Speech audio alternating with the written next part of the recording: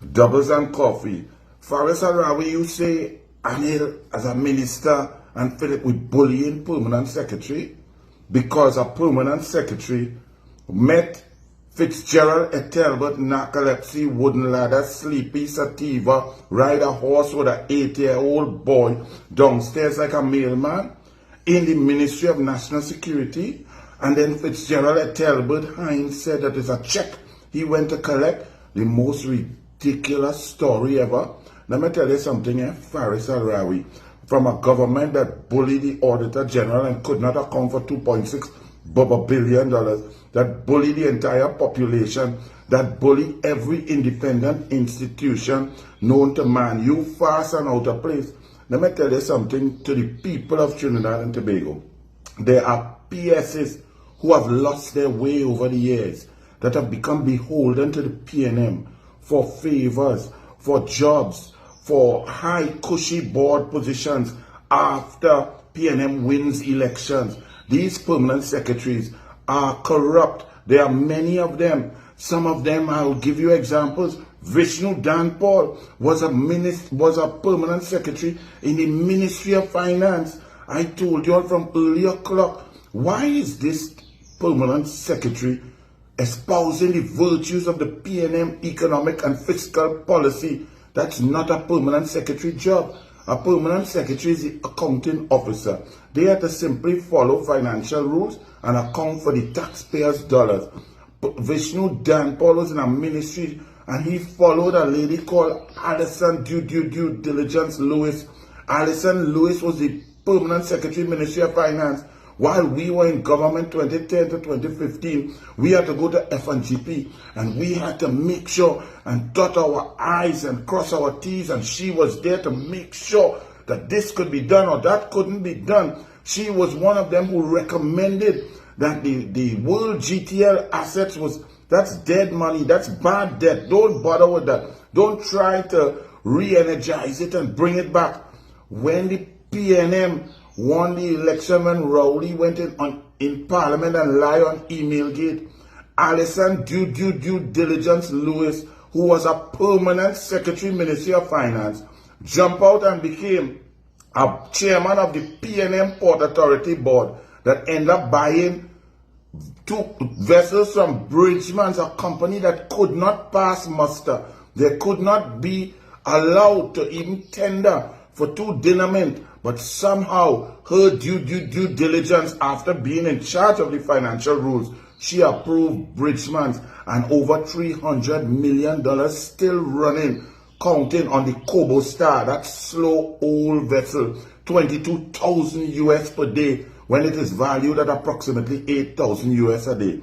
That wasn't it for Alison Due Diligence Lewis, permanent secretary. She was then put on the PNM Nikwan board, Nikwan, all you understand, where all your assets went. They gave ministerial gas to Nikwan. They gave them your $1 billion assets for 10 million US plus 25,000 in shares. The whole thing bust. They didn't stop there. Alison Lewis was on that board. She then also went on Republic Bank board, where the government had shares, and miraculously Republic Bank gave Nikwan 120 million US loan when they could not produce 1 bit of diesel, 1 bit of nothing. The plant was nearly blowing up and killing people down in Point-a-Pear, Claxton Bay, down that area. People wall crack and so on. That is Alison Due Diligence Lewis, a former permanent secretary. She didn't stop there. When Rowley lied and said that the board had not found any suitable vessels for the sea bridge, a FYA request showed that there were actually 11 vessels that had bid, 4 of which are the same Austral and Incat vessels that are running right now. That is Alison Due Diligence, former permanent secretary. Why you think Marlene McDonald, before she died, got charged? Because a permanent secretary allowed a minister to get a check for a foundation that was in the minister family name or the minister's foundation without audited accounts, without a bank account. Calabar Foundation, go and see the building up there in Cascade. in St. Anne's, right up at the top before Cascadia Hotel, one old rickety-dong building that they say they spent nearly $500,000 to upkeep and so on. The reason they got charged is that the permanent secretary didn't follow the rules. The check should have never been made up. The process was not followed.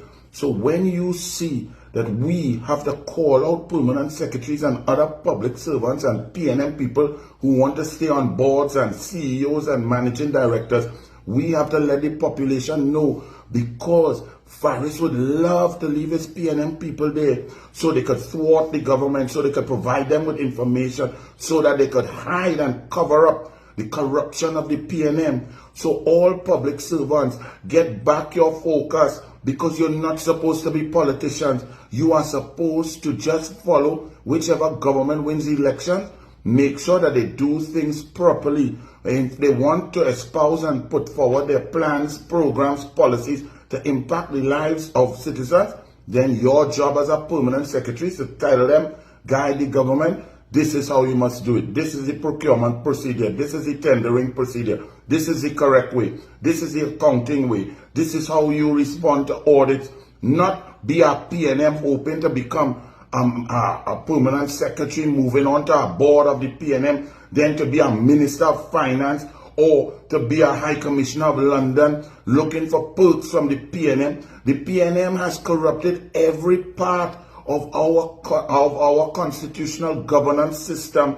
This Faris Al-Rawi talking about bullying. Faris Al-Rawi, you bully the DPP. You are the man who signed an indemnity agreement in a criminal matter with a criminal to give false witness against UNC former members. And you talking about bullying? You all bully the DPP when you try to put him in an office and that was not suitable, where them could have get killed from up in the hill. Gangsters could have shoot them right there next to them. There was no safety, security. All you pay $55 million and tell the DPP that he must go there and get the Chief Justice and everybody to talk bad about the DPP. You talking about bullying? You come from a government where you hug up and support Stuart Smallpin Young, who bully Imran Khan in CIC, bully people from St. Monica's, bully the whole PNM to become the selected prime minister, and now he's nothing. He can't go up for election against Penny. Penny stronger and badder than Smallpin, and you talking about bullying? Not bullying anybody. We are aware of what the PNM has done. We are aware of the PNM sickness. We are aware of the PNM usurping authority and infiltrating independent institutions, infiltrating the police service, intercepting merit lists and selecting their own commissioner of police, putting a PNM in president's house who preaches the gospel of the PNM. We know what the PNM is, so don't try to defend your PNM. If public servants, if permanent secretaries, if anybody does not want to do their job fairly and properly, they want to meet ministers in a car park in national security and hand them something, and the minister says a check. Minister's not paid by check. What was the check about? Where the paperwork for the check? How much was the check? Why the permanent secretary didn't give a delivery boy or a driver or somebody to deliver the check? Why they didn't deliver it by TT Post, DHL or FedEx? Stop talking nonsense, boy. Faris Al-Rawi, understand.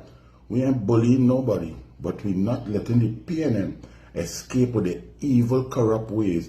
We're not letting the PNM bully Kamla Persad and this government. And to all board members, especially Plipdeco, TTT board members, are they still there too?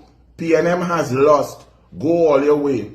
To all public servants, serve the people, do your job. You are not politicians, we are politicians. So don't take no side. Do your job properly. Follow the financial rules, the tender procedures, and therefore you won't have a government who would bully an auditor general because she accounted for the people money. Faris Al-Rawi, try to buy a looser pair of pants before you come in the Senate, and that makeup ain't working.